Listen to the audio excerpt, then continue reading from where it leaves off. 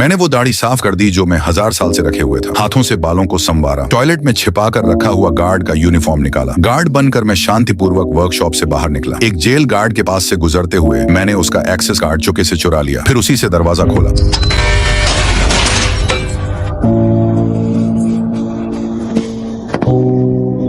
अच्छी बात यह थी कि नया गार्ड अभी सभी को नहीं जानता था और इसी तरह मैं जेल से बाहर निकल गया। फिर मैं एयरपोर्ट की ओर गया और एक पीली वर्क वेस्ट खरीदी। पास में एक लग्जरी कार रुकी। मैंने ड्राइवर को पार्किंग में हाथ हिलाया। उसने मुझे वैलेट समझकर चाबी सौंप दी और टिप भी दे दी। मैं कार लेकर चला गया। इधर एक बैंक वॉल्ट के बाहर फेडरल एजेंट बर्ग, वही आदमी जिसने मुझे गिरफ्तार किया था, मुसीबत में पड़ गया। कुछ चोरों ने वॉल्ट से सारा कैश चुराया था और जाते जाते लॉ का कॉम्बिनेशन बदल दिया था। एक प्रोफेशनल लॉकस्मिथ की मदद से उन्होंने नया कोड क्रैक किया, 3 2 4। लेकिन जैसे ही वो सेफ खोलने वाले थे, बर्ग को अचानक कुछ गलत लगा।